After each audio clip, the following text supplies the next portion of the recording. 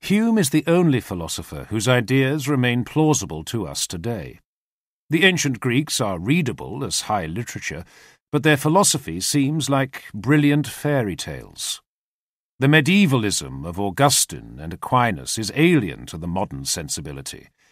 Descartes and the rationalists make us realize that the human condition is not rational. The earlier empiricists seem self-evident, wrong-headed or absurd. And the philosophers after Hume fall mostly into either of the last two categories. What I have just tried to do, Hume succeeded in doing. He reduced philosophy to ruins. Hume went one step further even than Berkeley and thought the empirical situation through to its logical conclusion. He denied the existence of everything, except our actual perceptions themselves. In doing this, he placed us in a difficult position. This is solipsism. I alone exist, and the world is nothing more than part of my consciousness. Here we arrive at the endgame of philosophy, one from which it's impossible to escape. Checkmate. Then suddenly we realize that this doesn't matter. Regardless of what the philosophers say, the world remains there. We go on as before. As did Hume, whose gargantuan frame and ready wit were not that of a bewildered, Beckett-like solipsist thinking himself to bits. What Hume expressed was the status of our knowledge about the world. Neither the world of religion nor the world of science are certain. We can choose to believe in religion if we wish, but we do so on no certain evidence. And we can choose to make scientific deductions in order to impose our will upon the world. But neither religion nor science exist in themselves. They are merely our reactions to experience, one of any number of possible reactions. Hume was descended from an old Scots family. His biography by E.C. Mosner includes a family tree tracing his ancestors back to the Home of Home, who died in 1424. The philosopher's later ancestors include a number of unappealing but apparently distinguished Scottish names, such as a Belcher of Tofts, a Home of Blackadder, and a Norvell of Bog Hall. David Hume was born on the 24th of April 1711 in Edinburgh. His father died when he was 3. A remarkably high proportion of the major philosophers lost their father at an early age, and this has produced the usual psychoanalytical theories. The gist of these is that the lack of a male parental figure creates a profound need for certainty. This in turn causes the bereft son to create an abstract system that takes the place of the abstracted parent. Such psychoanalytical theories can be brilliant, entertaining, and possibly even informative, though about what I'm not quite sure. In other words, their resemblance to the philosophers they describe is uncanny in many aspects, except that of intellectual rigour. By the time David Hume arrived on the scene, his branch of the distinguished family tree had descended to the point where it was living on the chilly little estate of Ninewells. This was 9 miles west of Berwick-upon-Tweed, near the village of Churnside on the Scottish border. The original house where the philosopher grew up no longer exists, but the gullible philosophic tourist is shown the Philosopher's Cave down the slope to the southeast of the present house. This dank, cramped, uninviting aperture is where Hume is said to have meditated as a lad, as well as during his later years, when its inner reaches might have proved something of a tight fit for his ample form. If our thought is affected by our surroundings, we would expect Hume's meditations in this instance to have produced a somewhat Neolithic philosophy with claustrophobic tendencies, and indeed this is much how the great German philosophers who came after him were to regard Hume's work. This was inevitable, as the Germans were intent upon constructing vast philosophical systems, baroque palaces of metaphysics no less, and had no wish to occupy the primitive philosophic cave that Hume had bequeathed them. Alas, philosophy should not be confused with architectural aspiration. Hume was brought up by his uncle, the local parish minister, who had succeeded the philosopher's father as the laird of Ninewells. Conditions at Ninewells would have appeared austere and primitive by modern standards. Barefoot servants, the lower floor of the building containing the winter cowsheds and chicken runs, a diet based heavily on oatmeal, porridge and kale, a nourishing traditional broth or a disgusting watery cabbage soup, depending upon your taste. But Hume didn't feel that his childhood was deprived, either at the time or later. He was educated in the local schoolmaster's cottage with neighbouring village children, in the egalitarian Scottish tradition that for so long surpassed its counterparts south of the border. Then, from the age of 12 to 15, he went to Edinburgh University. Such early entry to Edinburgh University was quite normal at the time, a tradition that is maintained to this day in the demeanour of its students. After this, Hume was expected to study law, but he was already inclined otherwise, and began reading voraciously over a wide range of subjects. Only with extreme reluctance did he devote any time at all to studying for the bar. This conflict continued for the next 3 years. Gradually, Hume's reading began to concentrate more and more upon philosophy, until one day there seemed to be opened up to me a new scene of thought. His philosophical ideas were beginning to crystallize, and he conceived the idea of writing down a system. By now the law appeared nauseous to me, and eventually he decided to give it up altogether. This was no easy decision. It meant he was abandoning the chance of earning a professional living. The long inner struggle over this decision cost Hume dearly, and shortly afterward he had a nervous breakdown. Hume went back to Ninewells, but his recovery was only intermittent. Between bouts of depression, he continued excitedly pursuing his new ideas. The local physician was called in several times, and was of the opinion that Hume was suffering from the disease of the learned. He described a course of bitters and anti-hysteric pills. He also advised Hume to take an English pint of claret every day, and regular exercise in the form of long horseback rides. Until now, Hume had been tall and thin, a gawky fellow with gangling limbs. Yet despite his regimen of exercise, he now began putting on weight. On his daily rides into the bare, hilly countryside, the horse became thinner as its rider expanded, gradually becoming the portly figure he was to remain for the rest of his life. This suggests that Hume's troubles during this period may in part have been glandular. Hume's recovery was only gradual, and may in fact never have been complete. Certain mysterious episodes during his later life suggest recurrent mental instability. Hume had no wish to continue living with his mother at Ninewells forever. In 1734, a friend of the family found him a job as a clerk to a shipping merchant in Bristol. His motives for taking this job were various.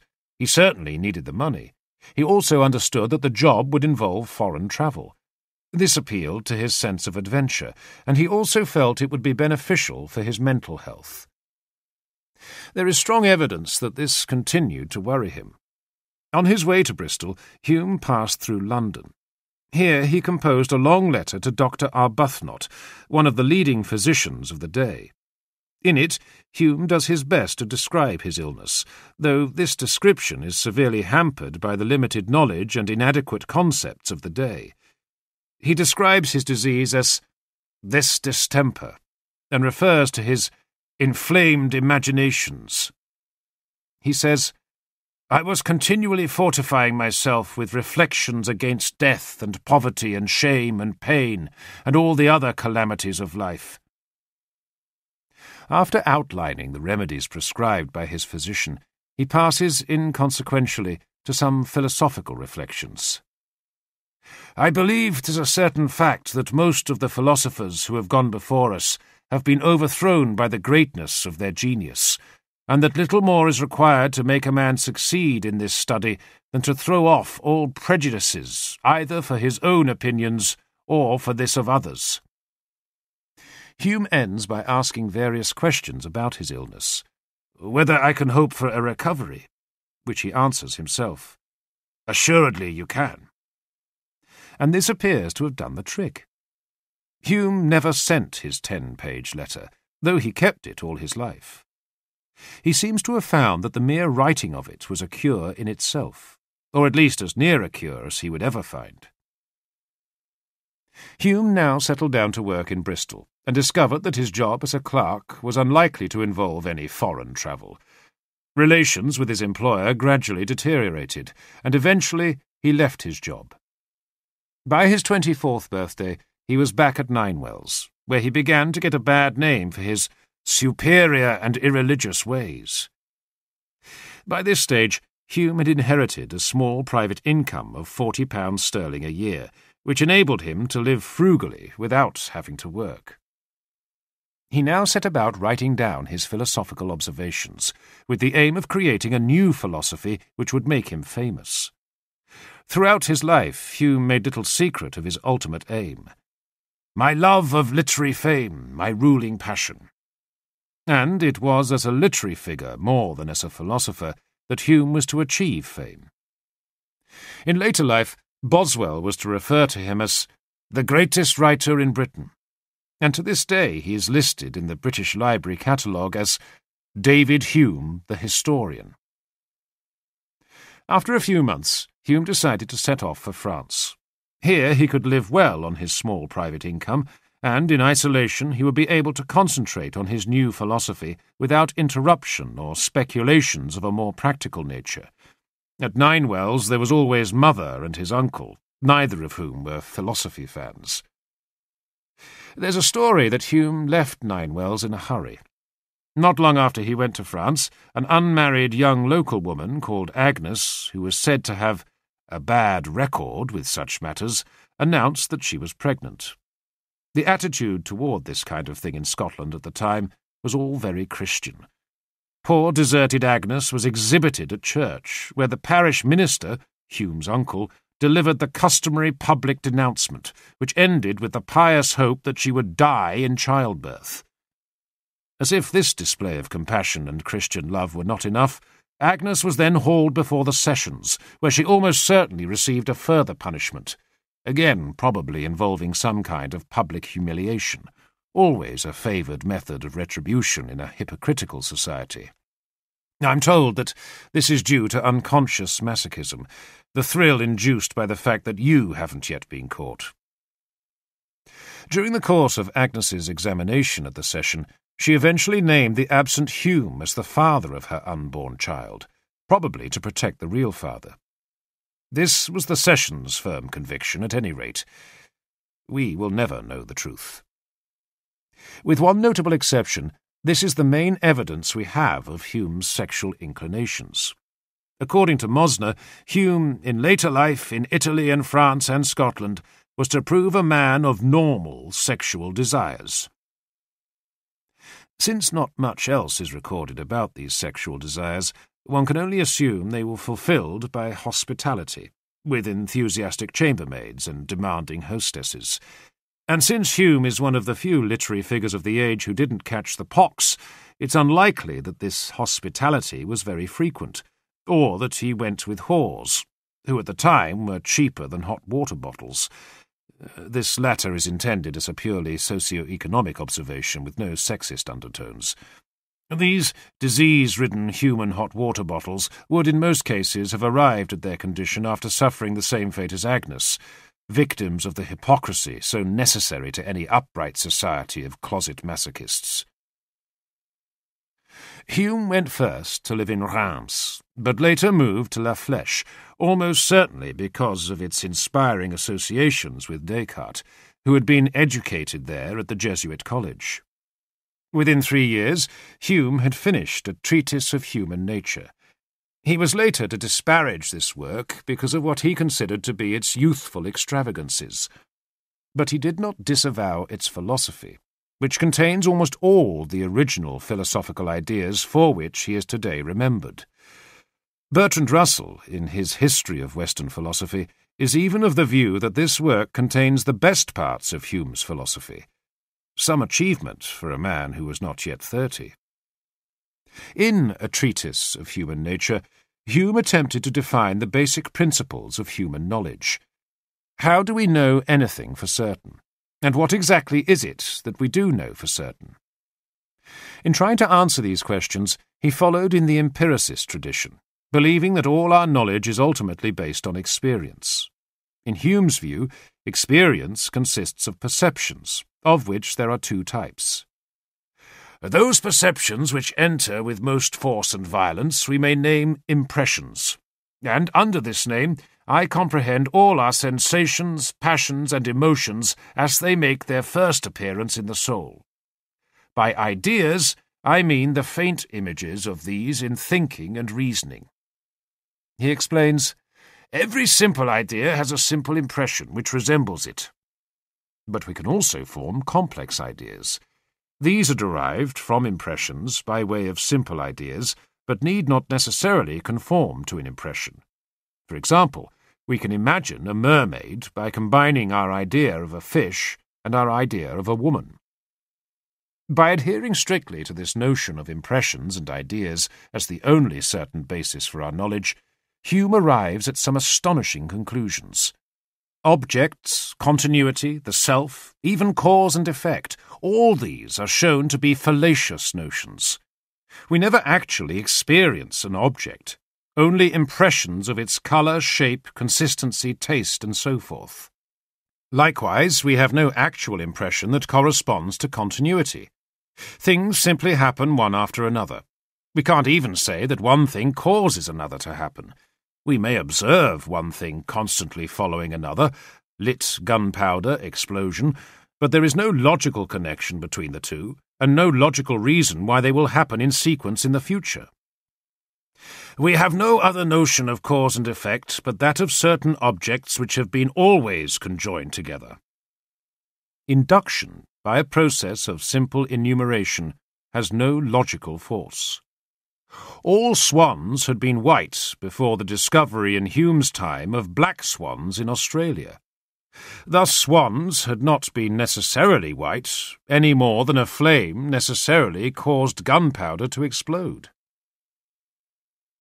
There are many difficulties in Hume's approach, and these are not just limited to common sense. How can we possibly carry on living if this is all we know for certain? Hume was well aware of this objection to his philosophy. When we leave our closet and engage in the common affairs of life, its conclusions seem to vanish, like the phantoms of the night on the appearance of morning, and it is difficult for us to retain even that conviction which we had attained with difficulty. What in fact Hume was pointing out was the utter precariousness of the human condition with regard to knowledge. We think we know a great deal, but in reality much of what we think we know is mere supposition. Reliable supposition, but supposition nonetheless. This position is strangely similar to the state of knowledge today, when the ultimate truths of science have long since departed the realms of credibility or common sense.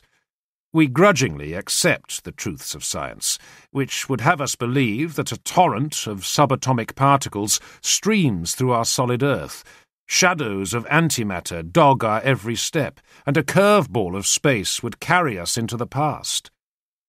Yet we continue to live our lives in a Newtonian universe, with ripe apples falling by gravity onto the cosy lawns of reality. Today, the high ground of what we are assured is the truth is no less nonsensical than in Hume's philosophy, and, as ever, the laughably inadequate notions of common sense continue to suffice. Despite Hume's destruction of the basis for all science, he had the highest regard for Newton and his experimental approach. Indeed, Hume's notion of impressions may well have been inspired by a passage from Newton's Optics about light rays and objects. In them there is nothing else than a certain power and disposition to stir up a sensation of this or that colour. In other words, we don't experience the object itself. Hume had the deepest admiration for science, especially for the rigour of its methods. He felt sure this was the way to a better future. Yet paradoxically, Hume's philosophy plunges humanity back into the past, to a position that it hadn't occupied since the Middle Ages.